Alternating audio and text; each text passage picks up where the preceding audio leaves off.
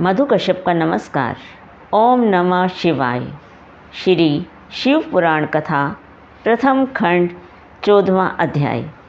नारद जी ने हंसकर कहा, हे पिता, अब आप अपने विष्णु जी के एवं शिव जी के लोकों का वर्णन कीजिए। यह सुनकर ब्रह्मा जी भगवान सदाशिव का ध्यान धरकर बोले, हे पुत्र, मेरे लोक का नाम सत्यलोक है। इसके ऊपर विष्णु जी तथा शिव जी के लोक हैं, जिन्हें वेद तथा पुराण परम धाम कहकर पुकारते हैं। सत्यलोक के ऊपर वैकुंठ लोक है। वह 16 करोड़ योजन की परिधि में चौकोर बसा हुआ है। उसमें रत्नों से भरे हुए स्वर्ण मंदिर, बाग, उपवन तथा कुएं आदि सर्वत्र सुशोभित हैं। इसको स्वर्ग भी कहा जाता है। हे नारद, अब मैं तुमसे उस लोक का वर्णन करता हूँ जो स्वर्ग से ऊपर है और जिसे स्वामी कार्तिकेय लोक कहते हैं। वह लोक 64 योजन की परिधि में चौकोर बसा हुआ है। उस लोक के सभी घर रत्नों से भरे हुए हैं। उस लोक के स्वामी कार्तिकेय हैं, जिन्होंने तारकासुर का वध कर देवताओं को आनंद प्रदान किया था। वे भगवान सदाशिव के पुत्र होकर उन्हीं के पद पर विराजमान हैं। हे नारद, इस लोक के ऊपर शक्ति लोक है। वहाँ संपूर्ण सृष्टि की माता जगदम्बा आदि शक्ति निवास करती हैं।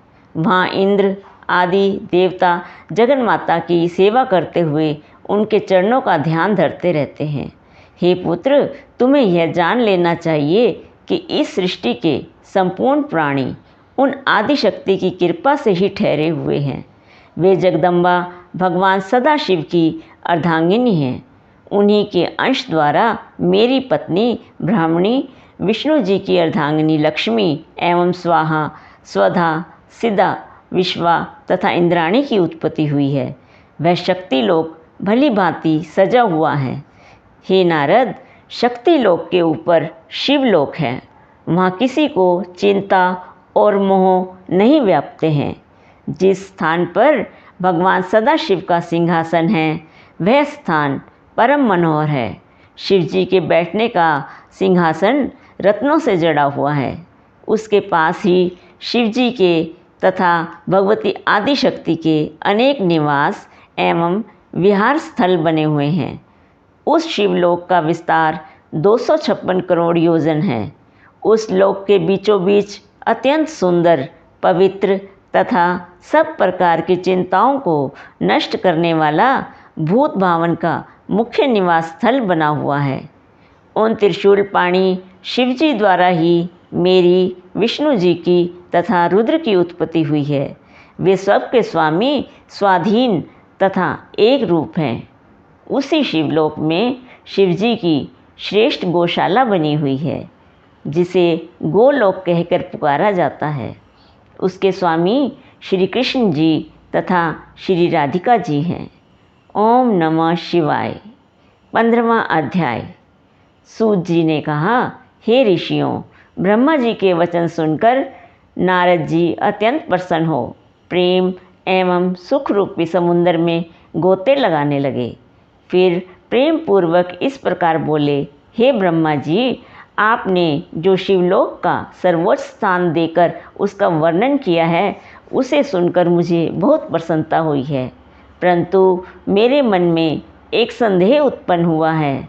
मैंने सुना था कि शिवजी का स्थान कैलाश पर्वत पर है तथा जो शिवपुरी में जाता है उसे कैलाश की प्राप्ति होती है, न कि किसी अन्य स्थान की। इसलिए आप मुझे यह बताइए कि जो शिवजी कैलाश में निवास करते हैं, क्या वे वही शिवजी हैं जिनका कि आप वर्णन करते हैं, अथवा कोई दूसरे हैं? नारद जी का यह प्रश्न सुनकर ब्रह्मा जी बोले, हे नारद, अब मैं तुम्हें सब हाल विस्तार पूर्वक बताता हूँ। जो पर ब्रह्मा सगुण रूप शंकर हैं और उनकी इच्छा से शक्ति द्वारा शिवानी हुई, वे ही ब्रह्म शिव अपनी शक्ति द्वारा संसार की सृष्टि करते हैं। मैं उनके लोक काशी, ब्रह्मपुर तथा आनंद वन का वर्णन कर चुका हूँ। अब अपनी शंका का समाधान सुनो। जब मैं शिव जी की आज्ञा अनुसार सृष्टि उत्पन्न कर चुका, तब मैंने उन महाप्रभु से प्रार्थना की कि हे प्रभु, अब आप भी सगुण रूप अंगीकार करके आइए। यह सुनकर शिव जी बोले, हे ब्रह्मा, हम नियत समय पर अवश्य ही आएंगे। जिस प्रकार तुम हमारे नाम आदि देखते हो तथा जैसे हम हैं वह सब अपने अवतार में प्रकट करेंगे। शिव जी यह कहकर अंतर्ध्यान हो गए। इसके पश्चात शिव जी निश्चित समय पर प्रकट होकर मेरी इच्छा की पूर्ति के लिए कैलाश पर्वत पर उपस्थित हुए तथा गौरी जी को अपने से पृथक करके स्वयं कठिन तपस्या करते हुए त्रैलोक्य का पालन करने लगे। अब मैं उस कथा का विस्तार से वर्णन करता हूँ, जिस कारण शिव जी कैलाश पर्वत पर आए। जिस कथा का अब मैं वर्णन करता हूँ वह कल्प भेद के कारण दूसरे प्रकार से है, अर्थात मैंने शिव जी की आज्ञा अनुसार संसार को उपजाया और 14 लोक, उपलोक, द्रुपदपुरी एवं कपिला को, जिन्हें देखने से मन प्रसन्न होता है तथा जहाँ काली मृत्यु रूप से बैठी है, प्रकट किया। पापनाशिनी गंगा के तट पर पापों को हरने वाला कपिल मुनि का पवित्र आश्रम था। उसी स्थान पर यज्ञदत्त नाम के एक ब्राह्मण का जन्म हुआ। यज्ञदत्त यज्ञ शास्त्र में बहुत ही योग्य था।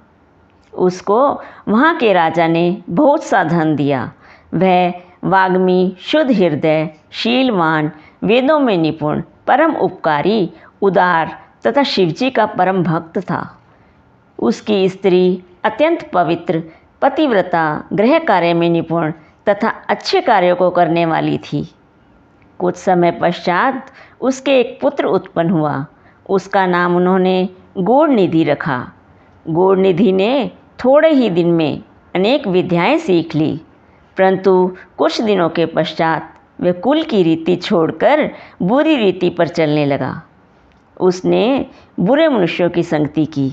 उसी के फलस्वरूप उसकी बुद्धि भ्रष्ट हो गई, क्योंकि अच्छे और बुरे कर्मों पर संगति का प्रभाव अवश्य पड़ता है।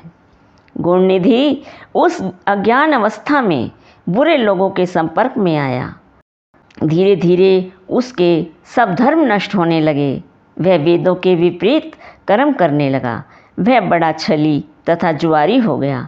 उसकी माता उसको नित्य भले भले उपदेश करती, परंतु वह पिता के निकट कभी नहीं जाता था। जिस समय उसकी माता गृह कार्य में संलग्न रहती थी, वह घर की चीज़ें चुरा कर ले जाता था। एक बार उसके पिता ने पूछा कि गूढ़निधि कहाँ गया। तब माता ने उत्तर दिया कि वह स्नान, पूजन तथा भोजन आदि से निवृत्त होकर अपने मित्र विद्यार्थियों के साथ पाठशाला चला गया है। इस प्रकार उसकी माता ने उसके पिता से उसके अवगुणों को छिपाया। ओम नमः शिवाय।